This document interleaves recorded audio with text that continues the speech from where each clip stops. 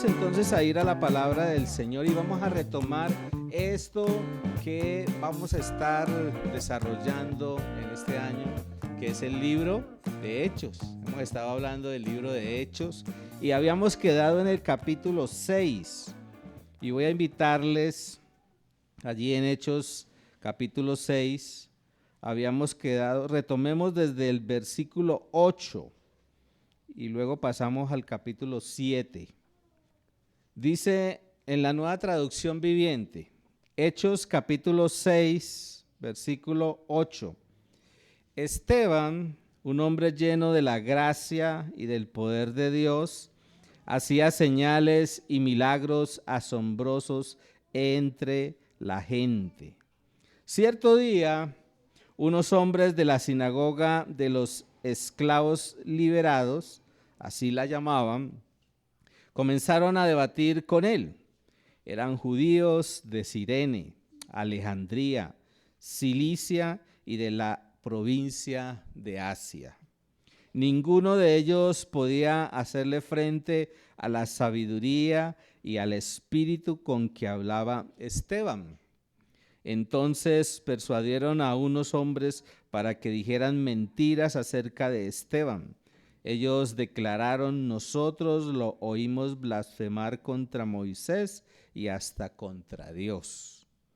Esto provocó a la gente y a los ancianos y a los maestros de la ley religiosa.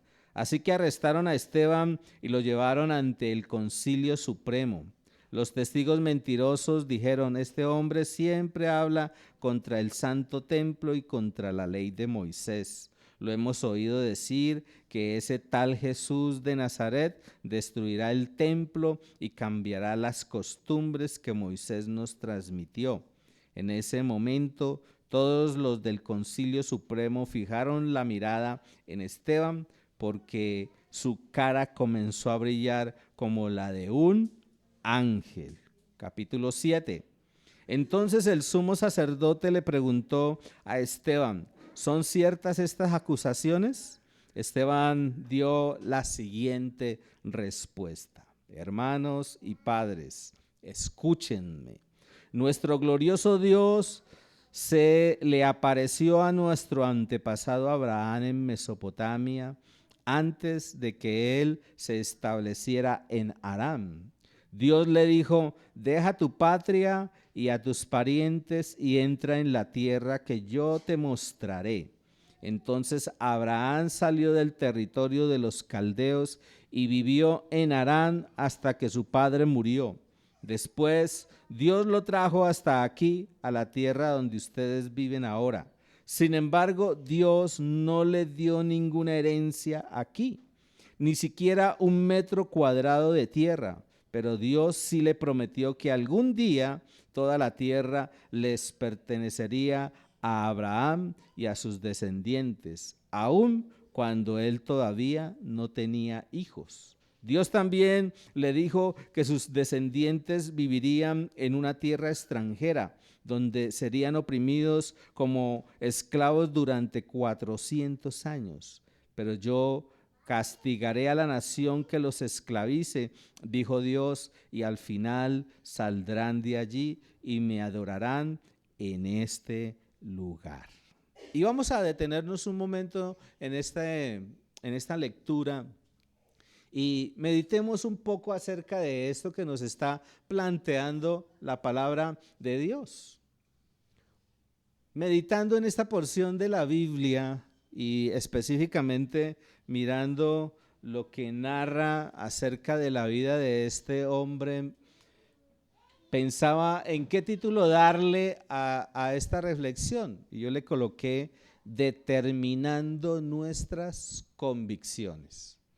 Y creo que estamos en medio de una realidad social, política, económica, bueno, a nivel mundial, una realidad bastante complicada, bastante crítica. Por todo lugar se oyen los rumores de guerras, conflictos. Estamos inmersos en un país que está lleno de tanta corrupción. El liderazgo que en este momento en este país está manifestándose es un liderazgo que nos ha dejado insatisfechos. Estamos inmersos en medio de una crisis social, política y económica. Y aunque nos quieran vender ideas, sueños, ¿sí?, fantasías, nosotros como cristianos tenemos que tener los pies sobre la tierra. Tenemos que darnos cuenta de esa realidad en la que nosotros estamos viviendo. Y por eso, más que nunca, hoy los cristianos de esta época somos cristianos que tenemos que estar determinados, convencidos, desarrollando, valga la redundancia allí, nuestras convicciones. Tenemos que ser gente convencida. Alguien decía hace algún tiempo, un convencido convence. Y esa premisa a mí se me quedó grabada en la mente y en el corazón. Un convencido convence. Y por eso encontramos gente con unas convicciones negativas, pero gente también con unas convicciones positivas. Y cuando uno está convencido, uno está dispuesto a todo. Un convencido se entrega totalmente. Un convencido es una persona que está dispuesta a morir por la causa que defiende. Ahora uno podría decir, hay gente que murió por causas que no son buenas. Hay gente que está dando su vida por causas equivocadas. Pero nosotros tenemos que ser conscientes de que la causa que Dios nos ha dado es una causa valedera, es una causa verdadera, es una causa que vale la pena. Y por eso tenemos que tener en cuenta muchos detalles. Y aquí vemos a este hombre, un hombre muy especial. ¿Quién era Esteban? ¿Alguno tiene o recuerda quién era Esteban? Esteban es un hombre que había sido seleccionado dentro de un grupo de personas para colaborar, para servir, ¿sí? Los apóstoles estaban dedicados a la oración, estaban dedicados a el compartir la palabra de Dios. Se generó un conflicto, lo vimos ahí en el capítulo 6, un conflicto que se generó producto de que dentro de la comunidad cristiana, que había crecido mucho, había necesidad, había personas con mucha necesidad, entonces estaban atendiendo producto de la colaboración, de los aportes, de las ayudas que daba la gente en la comunidad cristiana. Estaban atendiendo a las viudas, a los huérfanos, y hubo incomodidad porque algunos se sentían desatendidos o desatendidas, ¿sí?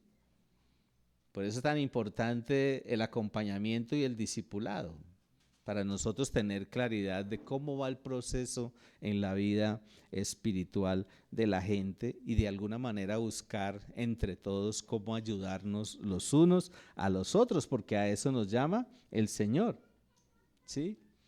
Y se escogieron unas personas con unas características muy particulares y uno de ellos era Esteban. Este hombre lleno del Espíritu Santo era un colaborador, era un servidor. Pero se levantó la persecución y aquí se le acusó. Por eso es tan importante que nosotros estemos preparados, que conozcamos lo que implica la vida cristiana, cuáles son nuestras convicciones, cuál es nuestra fe, cuáles son nuestras creencias, en qué creemos, ¿sí? ¿Por qué estamos en la vida cristiana? Ayer estaba viendo un video en donde alguien entrevistaba a una persona joven y le preguntaban, le hacían una pregunta: ¿usted cómo ve este gobierno? Y la persona decía, muy bien. Y entonces le dijeron, bueno, y cuéntenos cuáles son las cosas positivas. Pues muchas, sí, pero específicamente, pues ahorita no me acuerdo, pero hay muchas, muy buenas. Pero ¿de cuáles se acuerda? Y la persona no tuvo argumentos para defender esa creencia de que ve las cosas bien. Hay gente que ve las cosas color de rosa, así está en color de hormiga, ¿sí? Pero nosotros tenemos que ser realistas. Estamos en medio de un mundo que está lleno de cosas negativas. Hay cosas positivas. Deberíamos trabajar para que se siembren las cosas positivas. Y una de ellas es el mensaje del Evangelio y la verdad. No podemos dejarnos sumergir y dejarnos afectar del engaño y de las mentiras. No podemos. Y aquí están engañando y aquí están mintiendo en esta escena, en esta lectura que estamos haciendo nosotros. Por eso es tan importante, y era lo que yo veía en este personaje que es Esteban, qué tan importante es tener una clara cosmovisión del mundo. Usted y yo tenemos que tener una clara cosmovisión del mundo. Que día en uno de los grupos de WhatsApp nos hacían unas recomendaciones. Antes de usted compartir algo, porque a veces se vuelven unas cadenas, ¿cierto? Y empiezan a compartir, vea que oremos, que van a quitarle a las mujeres tal cosa, y todo el mundo lo replica y lo replica y lo replica sin estar seguros de que eso sea verdad. Nosotros tenemos que estar seguros de lo que creemos. Nosotros tenemos que estar seguros de que lo que estamos transmitiendo es real, ¿sí? Si usted a un jugo le echa una cucharadita de sal, pues no le va a saber lo mismo que si le echa azúcar. ¿Qué es lo tradicional? Echarle azúcar, ¿cierto? O no echarle azúcar, ¿sí? Dependiendo del gusto. Habrá gente que le echa sal. ¿Qué día me ofreció Elizabeth una suculenta mazamorra, ¿sí? Que le había dado Yolandita, ¿no? Y yo la olí y olía rico, ¿sí? Yo estoy acostumbrado a comerme la mazamorra que hace Marquitos. Y a mí me gusta la mazamorra sin leche y sin dulce. Y claro, yo me metí tremenda cucharada de esa mazamorra cuando sentí algo raro. Yo dije, esto no sabe a la mazamorra que yo normalmente como, ¿cierto? ¿Por qué? Porque tenía dulce, ¿cierto? Y acostumbra, hay gente que le echa la mazamorra dulce, a mí no me gusta. Pero aunque a uno no le guste las cosas que le están ofreciendo, uno debe tener criterio para determinar si eso es bueno o eso es malo. Bueno, la mazamorra estaba buena, yo me alcancé a comer la mitad, pero hay cosas que nosotros no debemos estar comiendo así, sin digerirlas, sin analizarlas, sin cuestionarlas, porque necesitamos enfocarnos en la verdad. Porque siempre van a haber mentiras. Miren, aquí acusaron a un hombre bueno, a un hombre justo, a un hombre lleno del Espíritu Santo. Lo acusaron y lo acusaron con mentiras. Por eso, ¿qué tan importante es para nosotros tener una clara cosmovisión del mundo? ¿Cómo está este mundo? Tener claridad de cómo van las cosas, de qué es lo que realmente está sucediendo, de cuáles son los intereses que tienen determinados grupos para limitar el ejercicio de nuestras libertades.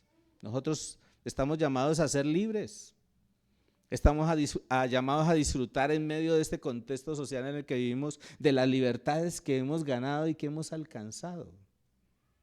Pero va a haber gente que se va a oponer. ¿Sí? Miren la reacción que hubo con relación a la inauguración de los Juegos Olímpicos. Y mucha gente salió a decir, no, eso es parte de la cultura de esos pueblos, pero hubo un gran remanente de gente que reaccionó disgustada por la manera como se presentaron esas escenas tan grotescas que iban afectando a el cristianismo o que están yendo en contra del cristianismo. Y es curioso, ¿no? Y hay un contraste. Hace poco terminó la Copa América, salió un pastor y oró y le cayó un montón de gente criticando porque había orado y había dado gracias por la Copa América. Ahora sale un grupo, una comunidad que quiere sus derechos y sus libertades, manifiesta una vulgaridad, presenta una dramatización mostrando su aberración hacia nosotros los creyentes, y nosotros manifestamos nuestro desacuerdo con eso y entonces nos tratan mal, nos agreden. Miren, estamos en un mundo bastante complicado. Por eso tenemos que tener una clara cosmovisión del mundo y sabernos defender. Conocer la realidad social, les decía ahora, conocer la realidad política, pero también la realidad espiritual de una nación.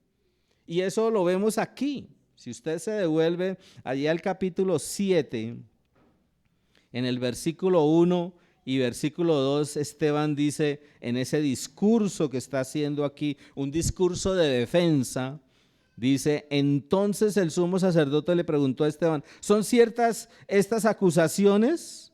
Esteban dio la siguiente respuesta: hermanos y padres, escúchenme. Nuestro glorioso Dios se le apareció a nuestro antepasado Abraham en Mesopotamia antes de que él se estableciera en Harán. Dios le dijo: deja tu patria y a tus parientes y entra en la tierra que yo te mostraré. Y cuando uno ve esto, uno se da cuenta de que este personaje es un hombre que tenía una clara cosmovisión y una clara realidad, no solamente social, política y espiritual de su nación. Era consciente de la oposición y de la rebeldía de su pueblo. El mismo pueblo de Dios era rebelde, desobediente, opositor a las cosas de Dios. Pero a pesar de toda esa realidad, este hombre se llena de la sabiduría que le da el Espíritu Santo y empieza a responder y empieza a compartir, ¿sí? Comienza a compartir aquí acerca de toda esa realidad, la historia, ¿sí? La historia. Empieza a hablar de la historia. ¿Usted conoce la historia de Colombia? Los que son juiciosos y ven lo que se comparte por los grupos de WhatsApp. ¿Qué día estábamos hablando y mandamos un videíto de la historia de Colombia? ¿Quiénes vieron el videíto de la historia de Colombia? No, se ve que no siguen la información que se les manda, ¿no? Bueno, cuando lleguen a su casa, vayan y busquen ahí en los grupos de WhatsApp donde ustedes están y buscan, y en 12 minutos le contamos cómo es la historia de Colombia. Si nosotros no conocemos nuestra propia historia, ¿cómo vamos a tener argumentos para defendernos? ¿Cómo vamos a tener argumentos para nosotros darnos cuenta que hemos vivido un proceso de muchas luchas, de muchos conflictos en medio de nosotros? Y saque el ratico, ¿no? Así como usted saca su ratico para estar ahí en Facebook, porque yo veo muchos conectados en Facebook, muchos conectados en Instagram, muchos conectados en Twitter, ¿sí? Saque allí su tiempito y veas ese video y refresque un poco la memoria con relación a la historia. Aquí nos habla del concilio. Aquí hay un concilio y en medio de ese concilio tuvo que presentarse Esteban para confrontarse con las mentiras que estaban allí manifestando. Ese concilio era gente bastante complicada porque tiene que ver con las personas que también traicionaron y ayudaron a que Jesucristo fuera asesinado, que fuera llevado a la cruz. Y aquí en este capítulo nos habla tristemente de que aunque este era un hombre con convicciones, estuvo dispuesto a morir, porque al final encontramos que fue apedreado. Aunque dijo la verdad, aunque se defendió con la verdad, fue un hombre apedreado. Pero lo que yo resalto de esto que encontramos aquí es que este hombre hasta el final fue un hombre convencido, fue un hombre lleno de convicciones. Por eso una nación que no tiene corazón para adorar a Dios siempre va a ser una nación sin convicciones. Va a ser una nación sin el ingrediente especial que hace que las naciones surjan, progresen y sean de bendición, a nivel interno, pero también a nivel externo. Dios había escogido a la nación de Israel para que fuera de bendición, no solamente entre ellos como pueblo, sino que también fueran de bendición para otros pueblos, para otras naciones, pero manifestaron conductas y actitudes equivocadas que les llevó a la perdición.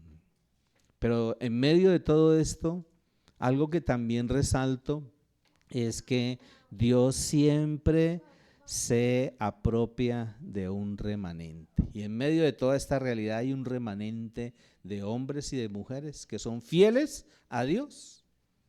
Ahora nosotros deberíamos evaluar, ¿somos parte de ese remanente actual? Pregúntese y pregúntele al que está allí, ¿somos parte de ese remanente actual?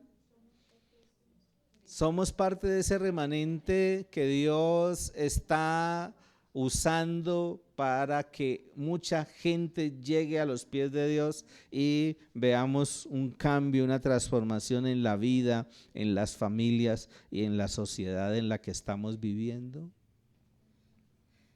Y otra enseñanza que yo resaltaba de esta lectura es que aunque nosotros digamos la verdad sobre Dios, sobre las cosas de Dios, siempre se van a levantar enemigos.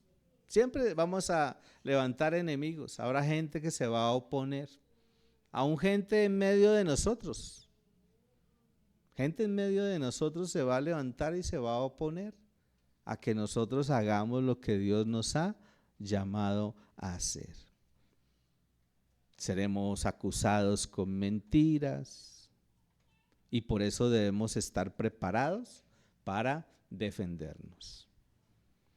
Si usted se tuviera que confrontar con los conceptos de fe que un cristiano debe tener claro, usted podría decir, entrevísteme. Te podría decir, tranquilo, hágale, pregunte lo que quiera. Eso tiene que ver con convicciones, ¿sí?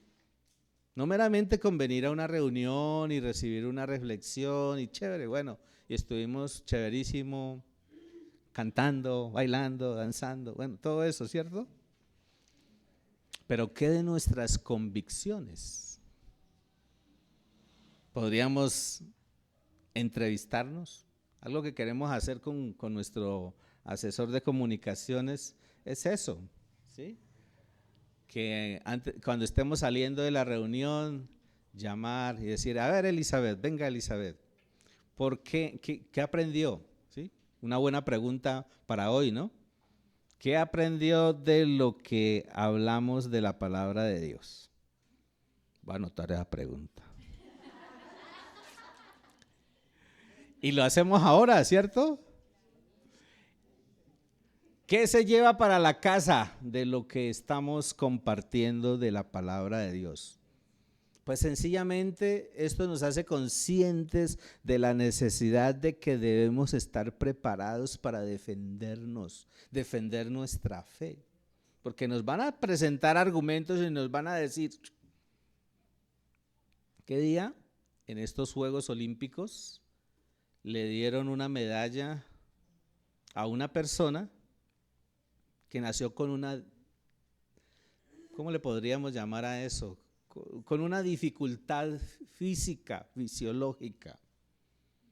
Pero cuando a esa persona se le analiza, esa persona es un hombre y compitió como si fuera una mujer y ganó como si fuera una mujer.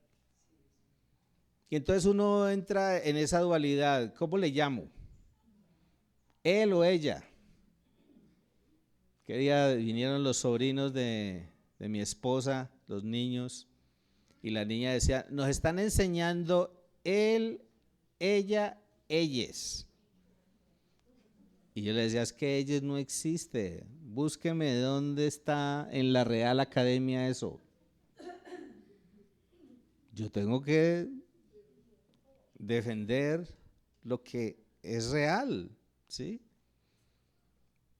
Y lo hacemos cuando hay convicciones. Nosotros somos llamados a ser conciliadores. Eso nos lo enseña la palabra de Dios. Somos llamados que con respeto nosotros tratemos a los demás. Y ustedes miran aquí en estos pasajes que estamos leyendo, dice el versículo 3, Dios le dijo, deja tu patria y a tus parientes y entra en la tierra que yo te mostraré. Todo el lenguaje del discurso que estaba haciendo Esteban es un lenguaje de respeto. De una manera muy respetuosa, Esteban está transmitiendo esa historia de ese pasado del pueblo de Israel, lo está transmitiendo, está hablando de una manera muy respetuosa. Habla de hermanos, habla de padres, pero aunque nosotros somos llamados a ser conciliadores, también somos llamados a defender la verdad, ¿sí? Porque cuando uno ve la Biblia dice que vamos a conocer la verdad y que la verdad nos hace libres. O sea que defender la verdad es defender a Jesucristo. Y a eso somos llamados nosotros. Y en medio de eso estar dispuestos hasta lo máximo. Por eso entendemos que aquí Esteban fue el primer mártir de la iglesia primitiva por defender la verdad. Pero otra cosa que también me generó curiosidad es el papel de los jóvenes. Por eso tenemos que trabajar mucho con los niños y a los papás. Hay que motivar a los papás que lleven a los niños a su proceso de edificación en las reuniones. A los papás que motiven a los jóvenes, a los adolescentes a que vengan. Y los jóvenes, aquí tenemos jóvenes, ¿cierto? Que se edifiquen, ¿sí? Nosotros tenemos que vivir integralmente nuestra vida espiritual. Nuestra vida espiritual no solamente es colegio. Nuestra vida espiritual no solamente es fútbol, ¿cierto? O voleibol, ¿cierto? ¿Sí? ¿Usted qué deporte practica? Fútbol, eso. La vida no gira en torno al fútbol nomás, ni al voleibol. No solamente deporte. Parte del trabajo que estamos haciendo con Jorge, con Hernán, con Javier, bueno, con un grupo de personas que colaboran allí en el Valle del Ortigal, es que se les está dando todo un proceso de técnica deportiva, ¿no? Condicionamiento físico, cómo mejorar, bueno, todo el tema del condicionamiento físico y cómo patear la pelota. A mí me gustaba hacer defensa en mi juventud, porque yo pateaba la pelota hacia la derecha y se iba hacia la izquierda. Entonces era más fácil ser defensa. Pero la vida no gira en torno a una sola cosa. En la vida nosotros necesitamos desarrollarnos integralmente. Y por eso el papel de los jóvenes en el desarrollo de la historia. Uno encuentra aquí que fue gente joven la que inició todo ese desarrollo de la iglesia. Y que el mensaje que se comparte y que nosotros debemos estar compartiendo tiene que ser un mensaje transformador, un mensaje que cambie vidas.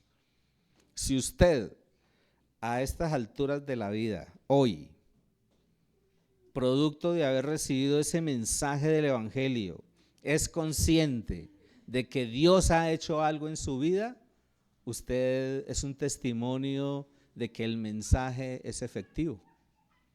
Y si el mensaje es efectivo, ¿qué debemos hacer nosotros? Pues darlo a conocer, compartirlo con otros, que otros conozcan que nosotros fuimos cambiados, transformados por ese mensaje. Y por eso Esteban, con mucha autoridad, con mucha convicción, comparte ese mensaje a esta gente que estaba en contra de lo que él y los primeros cristianos estaban haciendo. Hay que conocer la historia de nuestra nación. Hay que conocer los inicios. Y aquí Esteban hace esa narrativa. Habla de Abraham, habla de la genealogía, habla de su fe. Él habla de la fe de Abraham, de que Abraham fue un hombre que creyó y obedeció, y eso debe enseñarnos a nosotros. Si somos cristianos convencidos, ¿qué debemos hacer nosotros? Que debemos ser hombres y mujeres de fe, ¿sí? Pero también obedientes, porque una de las características, uno dice, yo soy cristiano y soy una persona de fe, pero lo que deberíamos estar mostrando al decir que somos cristianos y personas de fe es nuestra obediencia a Dios y a su palabra.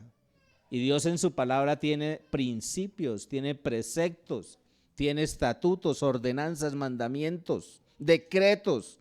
Tiene una cantidad de cosas y recomendaciones que van a servir para crecer en nuestra vida espiritual, pero también van a servir para nosotros dar a conocer a otros. Y como padres, nosotros debemos sembrarla en nuestros hijos, ¿sí? Y cuando uno modela en los hijos, prima más lo espiritual que lo tradicional. Por ejemplo, nosotros a nuestros hijos no le enseñamos, nunca le dijimos, vea, si usted va en la guardería, allí en la guardería o en la escuela, y si a ustedes le dicen algo, ustedes deben reaccionar y decir que no. Nosotros no se los dijimos, pero estando nuestros niños muy pequeños, una vez fuimos a recoger a nuestros niños en la guardería, y la profesora se acercó y nos dice, mire, esos niños son muy fuertes de carácter. Y yo le dije, ¿por qué? Porque hoy era el día de colocar la ceniza, la señal de la cruz. Y los niños no se dejaron. Y nosotros no le habíamos dicho, no se voy a dejar poner. ¿Por qué? Porque cuando uno siembra principios, genera carácter y genera convicciones. Por eso los principios de Dios, cuando se siembran en nuestro corazón, cuando los practicamos, generan en nosotros convicciones para vivir una vida que sea de testimonio para Dios. Y entonces Esteban habla acerca de los inicios, enfatiza acerca de Abraham, cómo Abraham fue sacado de la idolatría a la espiritualidad, porque uno mira en el versículo 4, dice, entonces Abraham salió del territorio de los caldeos y vivió en Harán hasta que su padre murió. Después Dios le trajo hasta aquí, a la tierra donde ustedes viven ahora.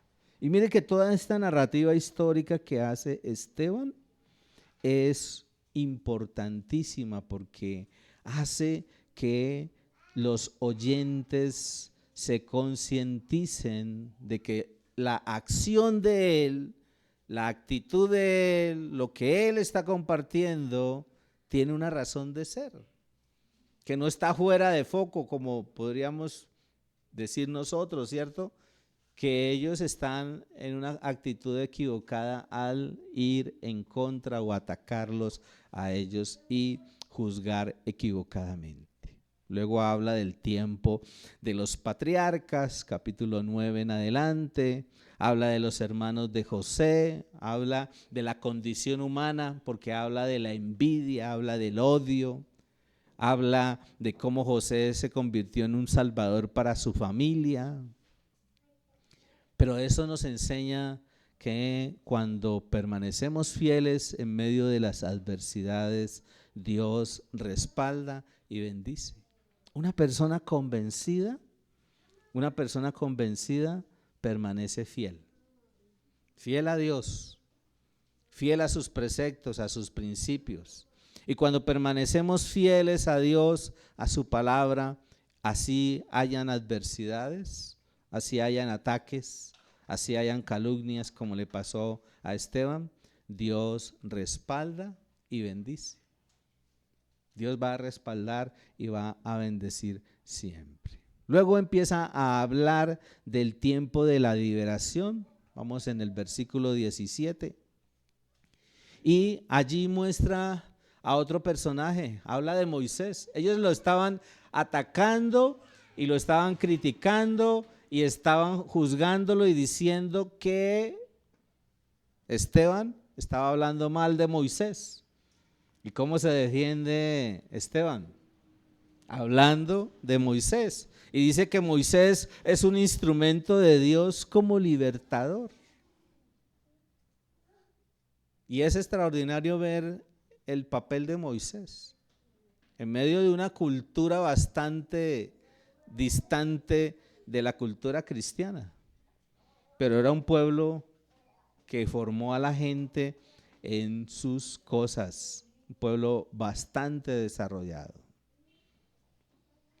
Pero una de las cosas que yo meditaba es que aunque Moisés fue un hombre que se preparó mucho, porque en las universidades egipcias se desarrolló mucho la matemática, la química, la ingeniería, la arquitectura, la astronomía. Eso fue una de las culturas con mucho desarrollo en el conocimiento.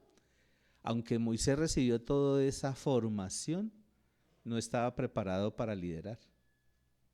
Y uno lo ve allí en esa realidad que vivió Moisés. En la medida en que nosotros nos vamos llenando de las convicciones de Dios, nos vamos desarrollando y preparando para poder ser los líderes que Dios quiere. Fundamentándonos para ser los líderes que Dios desea, que Dios quiere. Por eso Dios tuvo que tratar con Moisés. Moisés tuvo un tiempo de preparación en Egipto, 40 años. Luego, ¿qué hizo? Él pensó que podía ser un instrumento liberador y mató a un egipcio, y producto de eso le tocó huir. Y tuvo que pasar otro tiempo en el desierto. Y entonces Dios lo prepara en el mundo, lo prepara en el desierto, y cuando ya uno está preparado en el mundo y en el desierto, uno está listo para ser el instrumento que Dios quiere. Y eso extractaba de aquí, ¿cierto? Tiempo de preparación en Egipto, tiempo de preparación en el desierto, lidiar con rebeldía, con adversidades, con pruebas. Eso tuvo que vivir Moisés, aún siendo ese líder llamado y escogido por Dios. Entonces no es fácil ir formándose, no es fácil y a veces es complicado ir viviendo su proceso de formación y de desarrollo como hijo de Dios. Y lo cuarto, Dios nos llama en el momento indicado, como la canción, ¿cierto? Dios nos llama en el momento indicado. Y Esteban hace énfasis de ese llamado de Dios. ¿Con qué objetivo? En la medida que vamos sembrando convicciones en nuestra vida, Dios nos llama para usarnos y para servirle en sus propósitos. Dios, en la medida en que vamos estableciendo convicciones, nos conoce nuestra necesidad, pero también conoce la necesidad de la humanidad, la necesidad de su pueblo, y por eso va levantándonos para que nosotros ayudemos a que su pueblo siga avanzando, siga creciendo, siga madurando. En el Nuevo Testamento dice que Él instituyó a unos apóstoles, profetas, evangelistas, pastores, maestros. ¿A fin de qué? De perfeccionar al pueblo. Entonces a algunos nos ha dado esa responsabilidad. Pero nosotros no podemos quedarnos todo el tiempo esperando que nos den, que nos den, que nos den. Eso hacen los bebés, ¿cierto? Todo el tiempo están buscando que les den atención, que les presten cuidado, que los cuiden, que los atiendan, todo el tiempo. Pero llega un momento en que nosotros tenemos que enseñarles a que ellos también empiecen a depender de ellos mismos. Y en el caso nuestro como cristianos debemos aprender a depender plenamente de Dios. A eso somos llamados, a depender plenamente de Dios. Mira al que está ahí a su lado, dígale: usted está llamado a depender plenamente de Dios. Quien debe guiar nuestra vida es Dios. ¿Y cómo lo hago? Vaya a la Biblia. ¿Está leyendo la Biblia? Pregúntele al que está ahí a su lado: ¿sí lee la Biblia? ¿Sí la estudia? ¿Sí la medita? ¿Cuál fue el pasaje que se aprendió hoy? ¿Podemos preguntar? ¿Sí se lo sabe de memoria? Porque la palabra de Dios es nuestro alimento. Si queremos convicciones, tenemos que oír la palabra, tenemos que leer la palabra, tenemos que estudiar, meditar, memorizar la palabra del Señor. Porque van a venir con mucho embate y nos van a decir mentiras. Y después nos van a preguntar como le preguntó este hombre allí en el concilio, el jefe de ese concilio le preguntó a Esteban: ¿es cierto lo que están diciendo? Y uno empieza a rascarse la cabeza: ¿será que es así o no? ¿Es cierto lo que el mundo está diciendo en contra de nosotros? No. Y si no es cierto, entonces ¿qué es lo que debemos hacer? Pues mostrarles al mundo la verdad. ¿Y cómo le mostramos al mundo la verdad, Juanma? ¿Cómo le mostramos al mundo la verdad? Predicándole la verdad, ¿sí? Hablando del evangelio, hablando de la obra que hizo Jesucristo. Y si usted no cree, usted puede llamar a Mari y decirle: venga, aquí le presento a Mari y mire lo que Dios ha hecho en la vida de Mari. ¿Sí o no? Y si le estoy hablando a un compañero de trabajo, por muy zurdo que sea, ¿sí? Venga, yo le presento aquí a Amparito Cruz, ¿cierto? A ver qué ha hecho Dios con Amparo. Nuestro testimonio de vida es clave. Si yo estoy convencido, yo transmito mi testimonio de vida. ¿Qué día Dios me dio el privilegio, me dio la oportunidad de ir a una congregación? El pastor me invitó, el día de la marcha preciso, me invitó y me dijo: yo quiero cambiar el esquema y usted va contando su testimonio y yo voy predicando con base en el testimonio. Fue espectacular. ¿Cómo fue su antes? Y entonces lo que Dios me permitió vivir y cómo era mi vida antes de conocer al Señor. ¿Cómo fue el cómo? Y cómo es el después. Y uno edifica con su testimonio de vida. Por eso somos llamados a desarrollar convicciones. ¿Para qué? para poder ser usados y servirle a Dios en sus propósitos, para poder ser sensibles a la necesidad de la humanidad y del pueblo de Dios, para poder ayudar a otros a que se acerquen al Señor, porque la gente necesita de un Salvador. Si yo veo que alguien se está yendo por un barranco y tengo a la mano una soga que puedo tirarle y que puede ayudarlo para sostenerse y sacarlo de ese abismo, ¿me quedaría quieto? ¿Me quedaría callado? Dios nos llama a proclamar constantemente. Esa es una característica de nosotros los cristianos. Si estamos convencidos, no podemos dejar de proclamar. ¿Ok? ¿Están convencidos? Si está convencida, convencido, póngase de pie.